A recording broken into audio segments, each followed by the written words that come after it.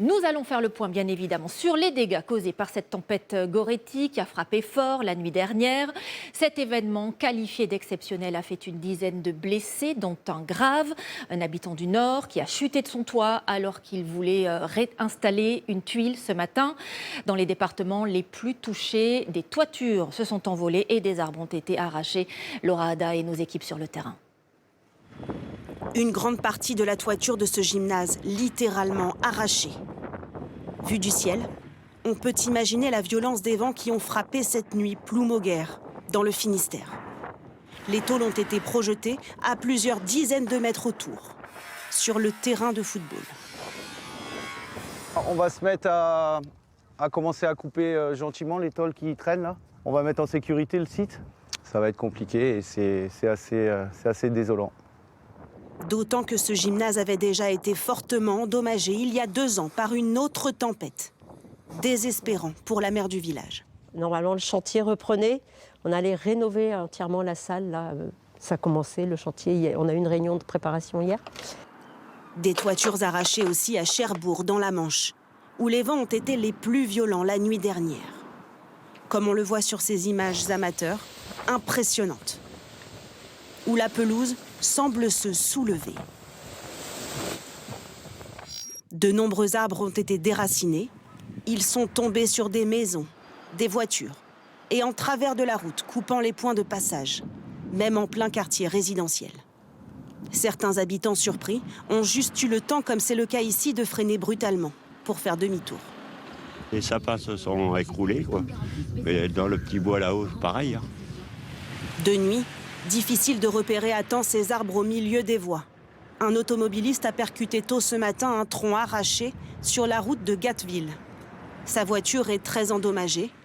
Lui n'est pas blessé, mais il a été pris en charge par les pompiers, en état de choc.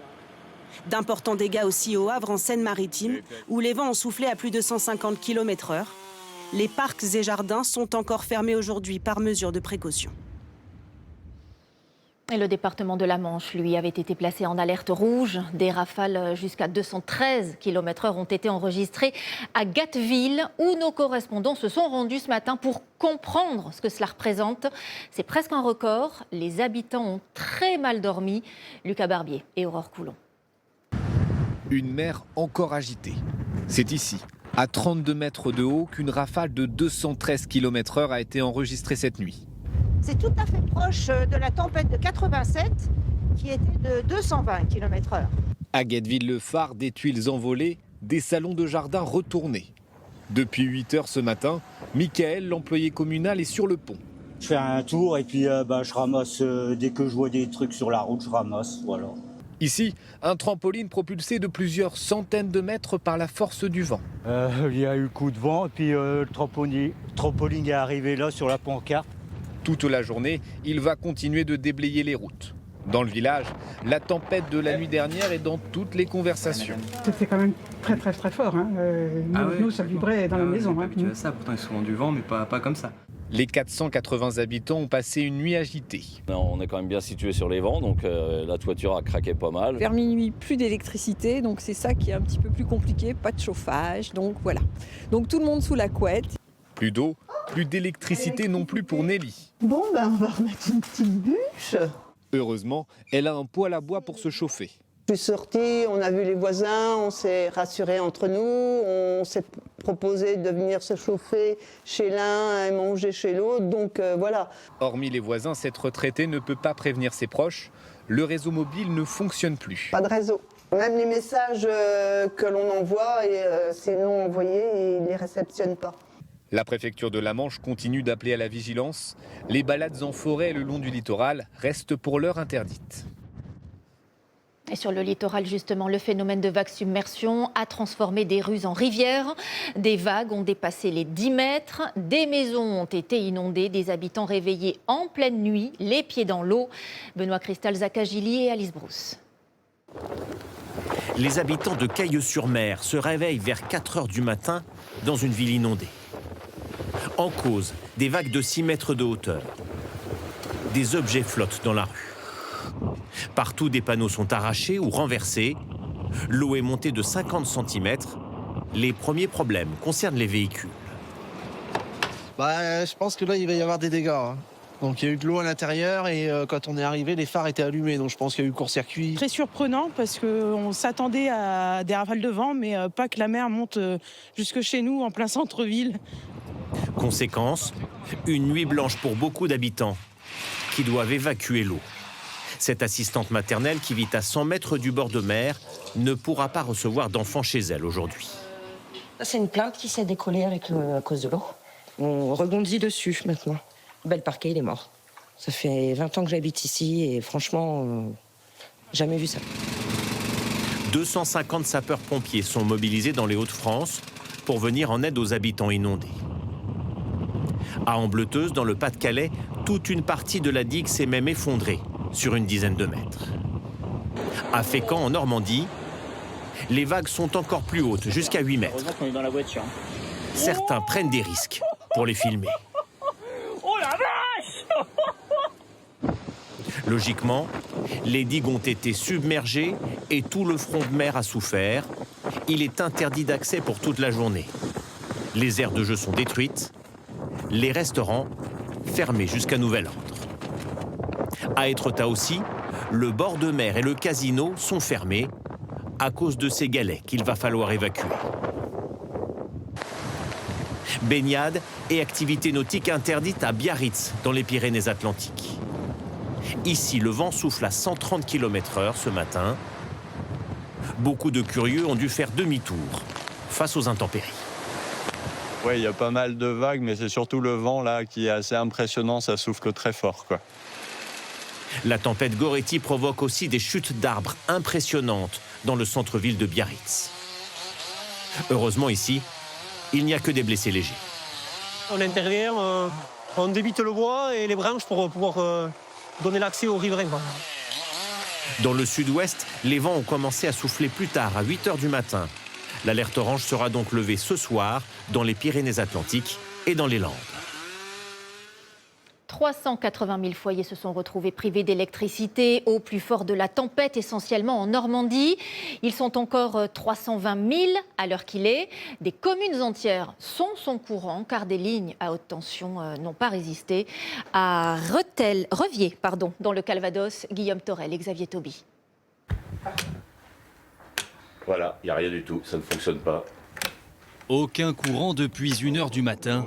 Sébastien a dû adapter sa matinée et trouver une solution pour le chauffage qui ne fonctionne plus. On est complètement tributaire de l'électricité, hein, donc tout fonctionne avec ça. Et puis ne serait-ce que se chauffer, on s'organise comme on peut. Voilà, on fait une petite cheminée et puis ça permet de maintenir la température dans la pièce. Ce commercial s'est arrangé pour télétravailler aujourd'hui. Mais problème, son téléphone n'a plus de batterie. Sans moyen de communication, parce que le téléphone portable aujourd'hui c'est quand même le quotidien, hein, on est un peu coupé du monde, oui. Dans ce village de moins de 600 habitants, personne n'a de courant. Et cela inquiète Catherine dans sa cuisine. Je ne sais pas quand est-ce que ça va revenir, donc le congélateur c'est le gros souci, c'est ça. Parce qu'il est plein en plus. Voilà. Vous avez peur de tout perdre? Bah oui. Un peu plus loin, dans la cantine de l'école, Sandrine ne sait pas comment elle va réussir à gérer les enfants ce midi. J'ai pas de four, j'ai pas d'électricité, donc comment on va faire ce midi, on ne sait pas. En Normandie, plus de 260 000 foyers étaient coupés d'électricité ce matin. Enedis a fait appel à des renforts. Et donc, là, tu vois, on a été un petit peu embêtés avec la... Il va falloir qu'on la fasse revenir un tout petit peu pour prendre le troisième. Ouais.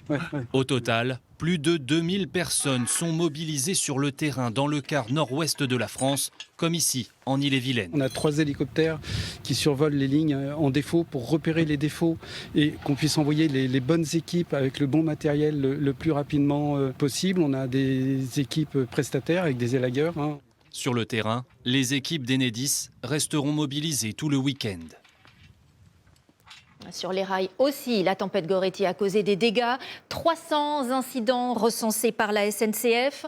Nous avons pu monter à bord de l'un des trains de reconnaissance envoyés par la compagnie pour dégager les voies. Dans les Hauts-de-France et en Normandie, de nombreuses lignes sont à l'arrêt. Emma Tirard, Manon Debu et Joe Sakal. À la gare d'Orchy, près de Lille, aucun train en vue ce matin.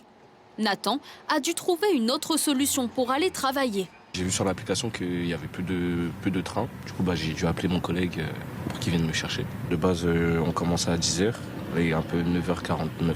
Donc, effectivement, ça me met en retard. Dans les Hauts-de-France, tous les TER sont à l'arrêt après la tempête de cette nuit.